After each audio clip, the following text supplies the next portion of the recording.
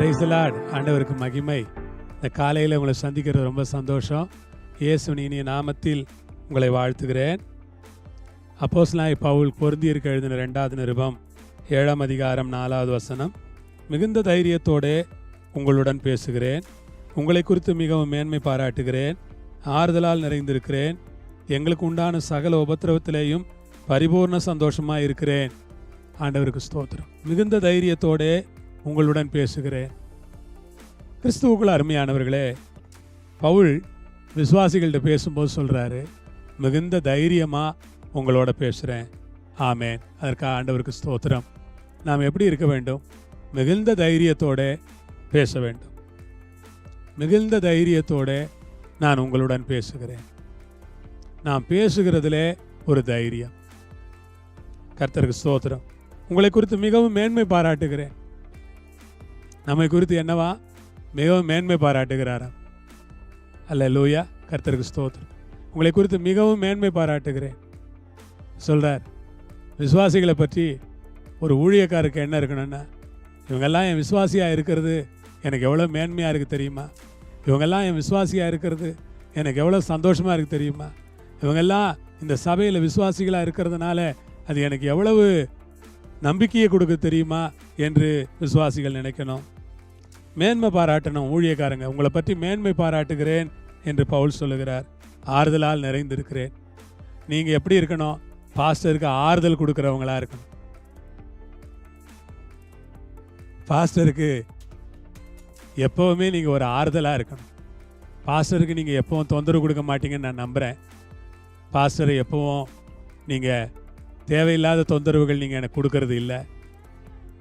உங்களை போன்ற மக்களுக்காக நான் தேவனை ஸ்தோத்திரிக்கிறேன்.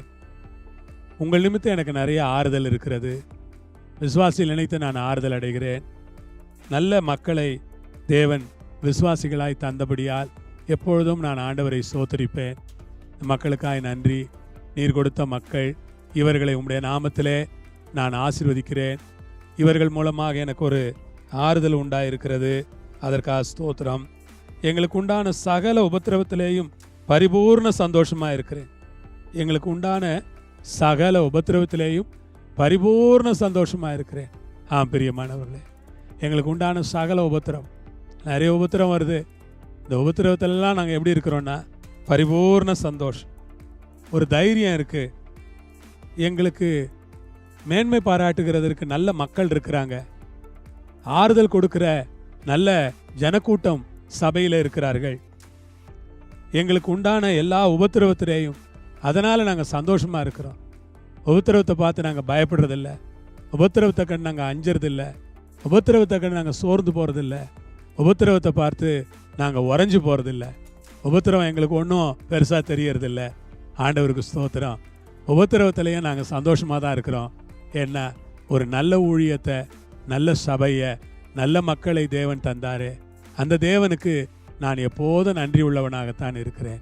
ஜெபம் பண்ணுவோமா? பரலோகத்தில் இருக்கிற எங்கள் பிதாவே, அருமையான இந்த காலை வேளையில் தேவரீர் கொடுத்த அருமையான சபைக்காய், அருமையான ஊழியத்திற்காய், அருமையான ஜனத்திற்காய் நன்றி செலுத்துகிறேன். உன்னதங்களில் இருக்கிற எங்கள் பிதாவே, உம்முடைய சபையும் உம்முடைய ஜனங்களையும் தேவரீர் பாதுகாத்து பத்திரமாய் காப்பாற்றும்படி உம்முடைய கரங்களில் கொடுத்து நான் ஜெபிக்கிறேன். உம்முடைய சித்தம் நிறைவேறுவதாக ஆசீர்வதிப்பீராக. தடைகள் எல்லாம் எடுத்து போடும். கனமகிமையெல்லாம் ஒருவருக்கு. இயேசுவின் நாமத்தில் பிதாவே, ஆமென். அல்லேலூயா. கர்த்தர் உங்களை ஆசீர்வதிப்பார், உங்களோடு இருப்பார். ஆமென்.